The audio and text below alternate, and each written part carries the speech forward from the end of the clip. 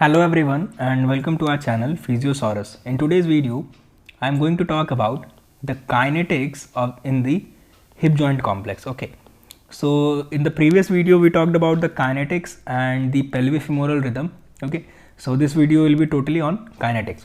Now in kinetics we will basically study about the two things. The first is muscles and the second thing is lubricating structures. Okay, and these two things are totally responsible for the movement in the hip joint complex. Okay, so the first thing we will study about is lubricating structure. See, there are a few lubricating structures which facilitate the hip joint motion. And in lubricating structure, what are those lubricating structures? The first is hyaline cartilage. Okay, hyaline cartilage.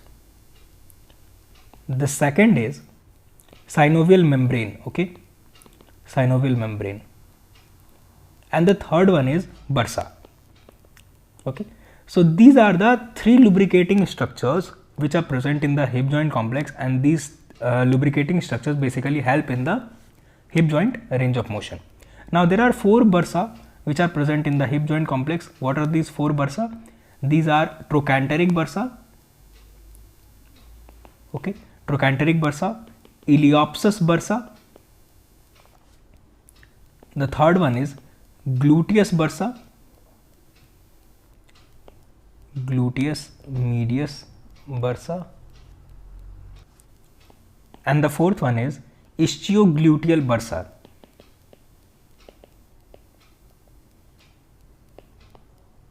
Okay, so this was all about your lubricating structures. Now let's talk about the muscles which are involved in the motion of the hip joint complex. Okay, so first of all, I am going to talk about the movements, okay, and then we will talk about the muscles which are responsible for the movement. Okay, so the first movement is your flexion.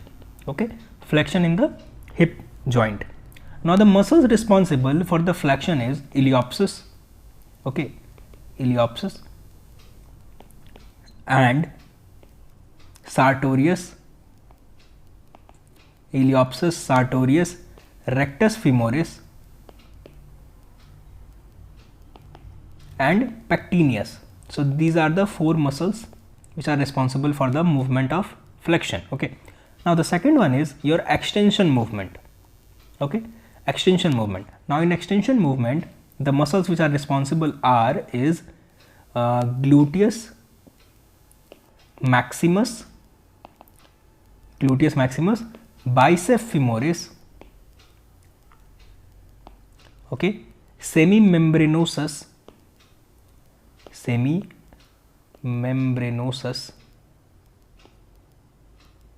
and semitendinosus. Okay, semitendinosus. Now let's talk about the third movement, which is abduction. Okay, abduction or abduction. Now in abduction, the muscles which are responsible for abduction is your gluteus medius, okay, gluteus medius, then gluteus minimus, okay.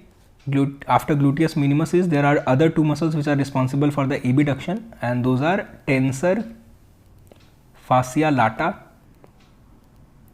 and the last one is your sartorius. Okay, sartorius. Now the fourth movement is your adduction movement. Okay, now in adduction movement, the muscles which are responsible are adductor longus, adductor brevis, and adductor magnus. Okay, adductor magnus. And along with these three muscles, there are two more muscles, and these are pectineus and gracialis. Okay, pectineus and gracialis. Now the fifth movement is your lateral rotation. Okay, lateral rotation. In short form, I have written LR.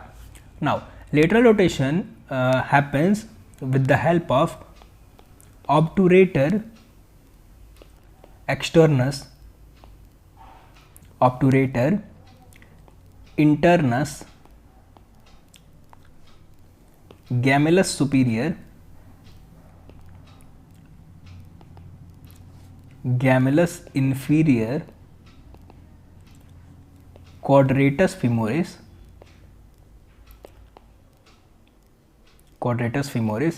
and the last one is piriformis.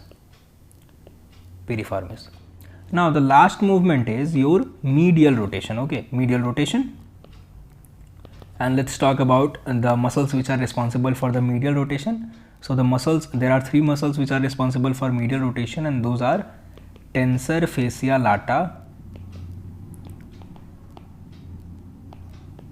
the second is gluteus medius, and the third is gluteus minimus. Okay, minimus. Now these are the 6 movement in the hip joint, and I've also talked about the structures which are responsible for lubricating these areas. So there are 2 reasons for the movement of movement of hip complex, and those are muscles and the lubricating structures. So this was all about in this video. In the next video we will talk about the stability of the hip joint complex. So thank you so much for watching this video.